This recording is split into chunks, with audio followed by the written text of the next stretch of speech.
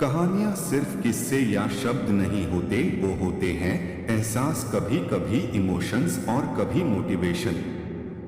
जी हाँ, आज की कहानी भी ऐसी ही मोटिवेशन से भरपूर है। ये कहानी मेरी कुछ बेहतरीन कहानियों में से एक है, जिसका शीर्षक है बेस्ट मोटिवेशनल स्टोरी। ये कहानी आपको भी जीवन में लगातार आगे बढ़ने के लिए प्रोत्साहित करेगी। शास्त्रों पुराणों में बताया गया है कि मनुष्य धरती पर रहकर जो भी अच्छे या बुरे कर्म करते हैं, उन सभी कर्मों का लेखा जोखा मृत्यु के बाद होता है और उसके अनुसार सजा और पुनर्जन्म मिलता है। ज्यादा सीधे मत बनो, सीधे पेड़ जल्दी काट लिए जाते हैं। आज की कहानी के माध्यम से आपको कुछ ऐसे तरीके पता चलेंगे जिनसे आप धोखा खाने से खुद को बचा सकते हैं। भावनात्मक रूप से कमजोर आदमी का लोग हमेशा फायदा उठाते रहते हैं। हम सब ने देखा होगा, अपने आसपास जो भी इंसान नर्म दिल का होता है, यानी कि भावनात्मक रूप से करुणावान होता है, वह अपनी करुणा बस दूसरों की सहायता तो कर देता है, लेकिन बदले में उसे हमेशा धोखा ही मिलता है। तो क्या एक इंसान को भावनात्मक नहीं होना चाहिए? क्या उसे दूसरों पर भरोसा नहीं करना चाहिए? दूसरों की सहायता नहीं करनी चाहिए? क्या करुणावान और संवेदनशील होना गुनाह है? कोई गलती है पाया तो यह जाता है कि कोई संवेदनशील आदमी दिल का अच्छा होता है, दूसरों की सहायता करता है, दूसरों का ख्याल रखता है, दूसरों से प्रेम करता है। प्रेम भी तो एक संवेदना ही है, वह भी तो एक भावना का रूप है। तो क्या प्रेम करना भी गलत हो जाता है? और यह तो आप सबको पता होगा कि प्रेम तो आध्यात्मिक साधना का एक बहुत महत्वपूर्ण कदम है। तो किस प्रकार एक इंसान समाज में संवेदनशील, करुणावान और दयालु यानी कि एक अच्छा आदमी बनकर रह सकता है, ताकि लोग उसका फायदा भी ना उठा पाए और वह अपने मन की अच्छाई, अपने मन की कोमलता, करुणा सब कुछ बरकरार भी रख सके। एक बार एक युवा लड़का जंगल के पेड़ों पर मुक्के मार रहा था। वह बड़े जोर जोर से मुक्के मार रहा था। वह अपने मन का गुस्सा निकालने की कोशिश कर रहा था। शायद उसको किसी ने धोखा दिया था या फिर उसके साथ बहुत बुरा हुआ था, जिससे वह बहुत ज्यादा परेशान था। उसे कहीं भी शांति नहीं मिल रही थी। वह लगातार उस पेड़ पर मुक्का मार रहा था, जिससे उसकी उंगलियां लहूलुहान हो चुकी थी। उसी जंगल में एक शीतल पानी का झरना था। वहां पर एक भिक्षु रोज संध्या समय स्नान करने आया करते थे। यह उनका नित्य का नियम था। आज जब वह भिक्षु इस रास्ते से स्नान करने के लिए उस जंगल में आया तो उसने उस लड़के की हालत देखी। वह जोर जोर से चीख रहा था, रो रहा था और लगातार मुक्के मारे जा रहा था। उस लड़के के आसपास कोई मौजूद नहीं था। इससे उस भिक्षु को उस युवक की चिंता होने लगी। उसने सोचा कि कहीं मैं इसे ऐसे ही छोड़ दूं और कहीं ये आत्महत्या कर ले। तो ऐसे विचार आने के बाद भी वह कुछ नहीं बोला और लगातार उस युवक की तरफ देखे जा रहा था। भिक्षु एकदम चुपचाप खड़ा हुआ था। उसने युवक से कुछ नहीं बोला, कुछ नहीं कहा, बस वह उसको लगातार देखता रहा। कुछ देर तक तो उस युवक ने उस भिक्षु को नजरअंदाज किया, लेकिन कुछ देर बाद उसे अजीब सा लगने लगा। उसने सोचा, ना तो यह मुझे रोक रहा है और ना ही कुछ कह रहा है, यह तो बस मुझे देखे जा रहा है। इसका क्या मतलब है? बड़ा अजीब आदमी है, ऐसे ही विचार उस लड़के के मन में उठने लगे थे। जब कुछ देर बाद भी वह भिक्षु कुछ नहीं बोला तो लड़के ने अचानक से उससे पूछा कि महाशय, आप अपने रास्ते क्यों नहीं चले जाते? आपको क्या मतलब आप खड़े हुए मुझे देख क्यों रहे हैं? भिक्षु ने बड़े शांत स्वर में कहा कि मैं तुम्हें रोक नहीं रहा हूं, तुमसे कुछ कह नहीं रहा हूं, तो मुझसे तुम्हें क्या परेशानी है? मेरे ही तरह है। यह पेड़ पौधे, यह पक्षी, यह सब तुम्हें तो देख ही रहे हैं। जब इनसे तुम्हें कोई परेशानी नहीं है तो मुझसे क्यों परेशानी है? यह सुनकर और लड़का जोर से चीख कर बोला, मुझे सबसे परेशानी है, मैं सबसे नफरत करता हूं। यहां पर सब धोखेबाज गद्दार होते हैं, कोई किसी का नहीं होता इस दुनिया में। और इस तरह बोलते बोलते वह फूट फूट कर रोने लगा और रोए जा रहा था और भिक्षु उसे देखे जा रहा था। वो उसे चुप करने की कोशिश भी नहीं कर रहा था। यह बात तो उस लड़के को और ज्यादा अजीब लगी। अब रोना छोड़कर उस लड़के ने सीधे खड़े होकर उस भिक्षु से कहा, बड़े अजीब आदमी है आप, आपके सामने कोई इंसान रहा है, दुख ही है, परेशान है, और आप उसे चुप भी नहीं कर सकते। आपके मन में बिल्कुल भी संवेदना नहीं है। बड़े अजीब और कठोर हृदय वाले साधु हैं आपको अपने साधु होने पर खेद होना चाहिए। और ऐसे ही ना जाने क्या क्या जली कटी बातें वो युवक उस भिक्षु को सुनाने लगा। कुछ देर बाद जब युवक की सारी भड़ास निकल चुकी थी तब भिक्षु ने बड़े ही शांत स्वर में कहा कि आज मैं तुम्हें कंधा दे सकता हूं, तुम्हारे आंसू पोंछ सकता हूं, लेकिन इससे तुम्हारी समस्या का समाधान नहीं होगा। कुछ देर के लिए तुम्हारा मन बहल जाएगा, बस उसके बाद वही जिंदगी, वही लोग जो तुम्हें आज कंधा देने के लिए भी तुम्हारे पास नहीं है, फिर से तुम उसी जिंदगी में लौट जाओगे। कोई तुम्हें धोखा देगा, कोई तुम्हारा फायदा उठाएगा और तुम अपने मन को ऐसे ही तकलीफ पहुंचाते रहोगे। तो आंसू पोंछने की बजाय तुम्हें मुझसे कुछ ज्ञान की बातें लेना चाहिए, जिससे तुम्हें जीवन में कोई भी धोखा ना दे सके, तुम्हारी अच्छाई का कोई भी फायदा ना उठा सके। याद रखना, आंसू पोंछने वाले तो तुम्हें बहुत मिल जाएंगे, लेकिन ज्ञान और सही समझ देने वाला कभी कभी कोई इंसान मिलता है। भिक्षु ने उसे बताया कि मैं पास ही के झरने में स्नान करने के लिए जा रहा हूं, बड़ा ही शीतल पानी है वहां का, अगर तुम चाहो तो तुम भी मेरे साथ चल सकते हो। यहां पर अकेले परेशान होने से अच्छा है कि तुम झरने की शीतल पानी में स्नान करो, जिससे तुम्हारा दिमाग, मन, मस्तिष्क और तुम्हारा शरीर सब कुछ पवित्र हो जाएगा। यह सुनकर वो लड़का उस भिक्षु के पीछे पीछे हो लिया। जंगल के बीचों बीच रास्ता झरने की तरफ जाता था। जंगल में सन्नाटा छाया हुआ था। उनके पैरों तले सूखे पत्तों की चरमराने की आवाज पूरे जंगल में गूंज रही थी। आज पूर्णिमा की रात थी और आसमान में चांद अपनी उजली रोशनी उस जंगल में फेंक रहा था। उस रोशनी में दोनों उस झरने की तरफ बढ़ते चले जा रहे थे।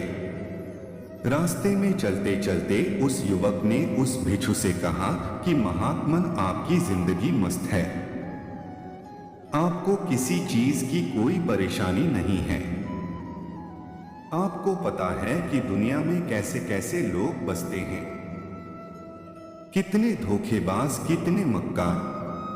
और सबसे बड़ी बात, अपने लोग ही धोखा देते हैं। जिनसे हम प्रेम करते हैं, जिनको हम अपना मानते हैं, जब उन्हीं से धोखा मिलता है तो कैसा महसूस होता है। कभी कभी तो ऐसे लगता है कि भोले और दयालु लोगों के लिए यह दुनिया नहीं बनी है। ये धोखेबाजों के लिए है, मक्कारों के लिए है। वही यहां पर फलते फूलते हैं, वही आनंद से जीते हैं। और हमारे जैसे लोग जो दूसरों की सहायता करते हैं, दूसरों को अपना मानते हैं, वह हमेशा जीवन भर दुख में रहते हैं। यही जीवन की सत्यता है और यही संसार है जिसमें हमें रोज घुट घुट कर मरना पड़ता है। आपने सही किया, ऐसे जिंदगी को त्याग दिया, पीछे छोड़ दिया। अब बस अपने में मस्त, किसी से कोई परेशानी नहीं है, किसी की कोई चिंता नहीं है। मैं भी सोचता हूं कि मैं भी संन्यास ले लूं, छोड़ दो इस दुनिया को। यह सुनकर उस भिक्षु ने कहा कि तुम्हें क्या लगता है, सन्यासी जीवन बहुत आसान होता है। भिक्षु ने बड़े शांत स्वर में कहा कि तुम्हें तो 2 वक्त की रोटी तो शांति से मिल जाती है, हमें तो कभी कभी वह भी नसीब नहीं होती। अगर भिक्षु मिल जाती है तो हम खा लेते हैं, वरना हमें तो भूखा ही सोना पड़ता है। यही सन्यासी जीवन है, हमें हमेशा नीचे सोना पड़ता है, सिर्फ एक लंगोट में रहना पड़ता है। चाहे कैसा भी मौसम क्यों ना हो, तो यह सब तुम्हें आसान लगता है, तो तुम भी सन्यासी बन जाओ। युवक ने कहा कि आप कहते तो ठीक ही हैं, संघर्ष तो दोनों तरफ है, सांसारिक जीवन में भी और सन्यासी जीवन में भी। वैसे सांसारिक जीवन भी अच्छा है, लेकिन तब तक जब तक घर परिवार में सुख शांति बनी रहे, धोखा ना मिले, हमारे लोग हमारा फायदा ना उठाएं, हमसे झूठ ना बोले, हमें धोखा ना दे, तब तो जीवन जीने का आनंद होता है, वरना तो जीवन नर्क हो जाता है। भिक्षु ने कहा, देखो सन्यास अपने मन से लिया जाता है। जब हमारा मन कहता है कि हमें सन्यास के मार्ग पर सफलता हासिल करनी है, आगे बढ़ना है, तो ही सन्यासी जीवन सफल हो पाता है। लेकिन तुम अपने घर से परेशान होकर, दूसरे लोगों से परेशान होकर सन्यासी बनना चाहते हो, तो तुम्हारा सन्यासी जीवन भी कभी सफल नहीं होगा। इससे अच्छा तो तुम सांसारिक जीवन में अगर कुछ तरीके, कुछ नियम अपनाओ, तो दूसरे लोग तुम्हें धोखा नहीं दे पाएंगे। सबसे पहले तो यह समझो कि धोखा उन्हें ही मिलता है जो भावनात्मक रूप से कमजोर होते हैं, जिनका दिल जल्दी पिघल जाता है, जो दूसरों को दुख में नहीं देख पाते। ऐसे लोगों के साथ धोखे होने की संभावना ज्यादा होती है, क्योंकि कोई भी आदमी अपनी परेशानी बता कर, अपने को दुख में बताकर तुम्हारा फायदा उठा सकता है।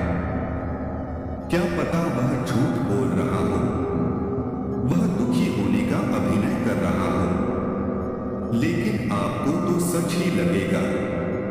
और उसके बाद कुछ समय बाद आपको पता चलता है कि आपके साथ धोखा हो गया। उसके बाद आपका मन अंदर से टूट जाता है। इसीलिए सबसे पहले बात ध्यान रखना कि किसी भी व्यक्ति को यह एहसास मत होने दो कि तुम भावनात्मक रूप से कमजोर हो। अंदर से तुम्हारा दिल नर्म है। अगर उन्हें यह कमजोरी आपकी पता चल गई तो वह कोई ना कोई जाल रचकर आपका फायदा उठाने की जरूर कोशिश करेंगे। चाहे आप अंदर से संवेदनशील हो, दूसरों की मदद करने वाले हो, लेकिन किसी को एहसास मत होने दो। ऊपर से कठोर बने रहो। जब लोगों को लगेगा कि इससे कुछ बोलने का फायदा ही नहीं है, यह आदमी कठोर है, नहीं पिघलेगा, तो खुद ब खुद वो लोग जो झूठे हैं, जो मक्कार हैं, वो आपके पास आएंगे ही नहीं। वो उन्हें चुनेंगे जो उनके आसान शिकार होंगे। दूसरी बात समझने की यह होती है कि हम बहुत जल्दी दूसरों पर विश्वास कर लेते हैं और हमारी जल्दी विश्वास करने की आदत ही हमें हानि पहुंचाती है। 2 दिन तुम्हें किसी से मिले हुए नहीं होते हैं और तुम एक दूसरे के हो जाते हो। एक दूसरे पर पूरा भरोसा करने लग जाते हो और यह भरोसा तीसरे दिन टूट भी जाता है और फिर तुम्हें धोखा मिलता है और फिर तुम परेशान होते हो। इसीलिए समय दो किसी भी चीज को, किसी भी रिश्ते को आगे बढ़ाने के लिए समय की जरूरत होती है। समय के साथ तुम्हें सामने वाले इंसान की अच्छाई और बुराई पता चलती है। तब तुम्हें पूर्ण रूप से पता चलता है कि इंसान वास्तव में कैसा है, अच्छा है या बुरा है, और वह कुछ समय देने के बाद ही होता है। इसीलिए जल्दी किसी पर विश्वास मत करो। अगली पहचान या अगला तरीका समझने के लिए तुम्हें ऐसे लोगों को समझना होगा जो दूसरों की चापलूसी करते रहते हैं। कुछ लोगों की आदत होती है चापलूसी करने की। आपके सामने आपकी बड़ाई करेंगे, आपके बारे में अच्छा बोलेंगे और आपको लगेगा कि यह इंसान कितने अच्छे हैं, मेरे से कितना प्यार करते हैं, लेकिन वास्तव में उनकी वह चापलूसी एक जाल होती है ताकि वह आपका दिल जीत सके। और उनको चापलूसी करने का मौका तभी मिलता है जब आप दिखावा करते हैं। अगर आप उनकी चापलूसी से प्रभावित ही नहीं होंगे तो कुछ समय बाद वो चापलूसी करना बंद कर देंगे। इसीलिए किसी के सामने दिखावा मत करो, वरना आप तो आकर्षण के केंद्र बन जाते हो। लोगों को लगता है कि शायद इसके पास बहुत ज्यादा धन संपदा है, इसीलिए इतना दिखावा कर रहा है।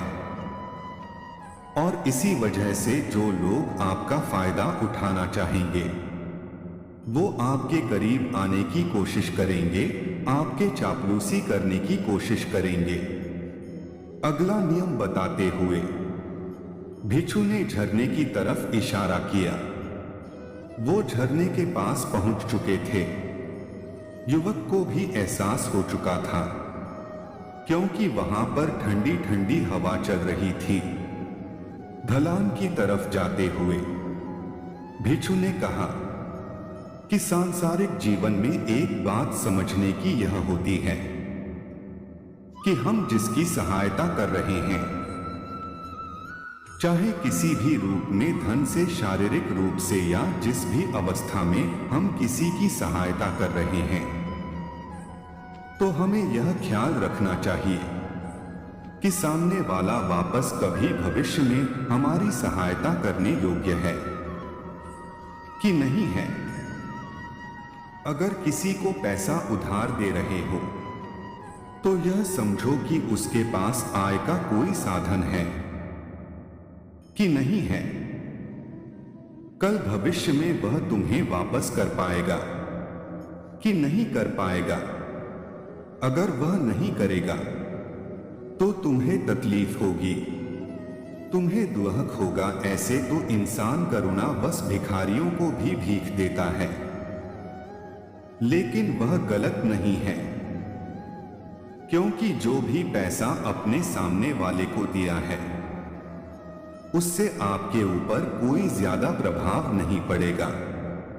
अगर वह आपको वापस भी नहीं लौटाएगा तो अगर किसी ऐसे इंसान को पैसा देना है जो कभी वापस नहीं लौटा पाएगा तो उतना ही देना जिससे तुम्हारे ऊपर ज्यादा दबाव न बने। अगर वो वापस भी न लौटाए तो तुम्हें ज्यादा दुख न पहुंचे।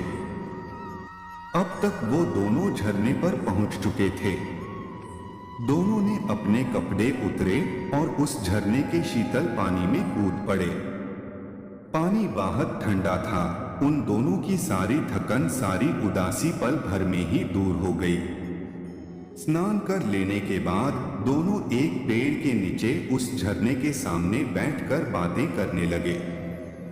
भिक्षु ने उसे आगे समझाते हुए कहा कि शुरुआत में लोगों को नजरअंदाज करना सीखो। जब तुम किसी को शुरुआत में नजरअंदाज करते हो तो जो भी लोग किसी लालच की वजह से तुम्हारे पास प्रभावित हो रहे थे उनके छटनी हो जाएगी। जब तुम उनको नजरअंदाज करोगे तब को एक दो बार लोग तुम्हारे पास आने की कोशिश करेंगे। उसके बाद वो तुमसे दूरियां बना लेंगे और जो आदमी तुम्हारी इंसानियत, तुम्हारी अच्छाई देखकर तुम्हारे पास आएगा वो नजरअंदाज करने के बावजूद भी तुम्हारे करीब ही बना रहेगा। और यही तो एक सच्चे इंसान की पहचान होती है। तुम उसकी इच्छा और उसका स्वभाव उसकी आंखों में ही पढ़ सकते हो। लोगों की आंखों में, उनकी वाणी में, उनके स्वभाव में उनका सब कुछ दिखाई देता है। बस हम ही अपनी आंखें मूंद कर रहते हैं। दूसरे लोगों से जानो, उसके रिश्तेदारों से जानो, उसके परिवार वालों से जानो कि वह इंसान कैसा है, दूसरों के साथ उसका व्यवहार कैसा है। उसकी पड़ताल करो। जब किसी पर विश्वास करो ऐसे ही किसी पर विश्वास मत कर लेना। अपनी पूरी संतुष्टि करना। अगर तुम किसी के साथ लंबे समय तक भरोसा करना चाहते हो, किसी के साथ कोई संबंध बनाना चाहते हो, कोई दोस्ती करना चाहते हो या किसी की मदद करना चाहते हो, तो इन सभी परिस्थितियों तुम्हें ये जरूर पता होना चाहिए कि दूसरे लोग उस इंसान के बारे में क्या सोच रखते हैं। इसके बाद तुम जीवन में कभी भी धोखा नहीं खाओगे और तुम्हें कभी भी धोखे की वजह से पछताना नहीं पड़ेगा। इसी तरह की बातें करते हुए भिक्षु और वो लड़का दोनों जंगल से बाहर आ गए, अपने अपने घर को चले गए। दोस्तों, कभी भी किसी पर भी भरोसा करने से पहले उसके बारे में अच्छे से समझो, जानो, समय दो।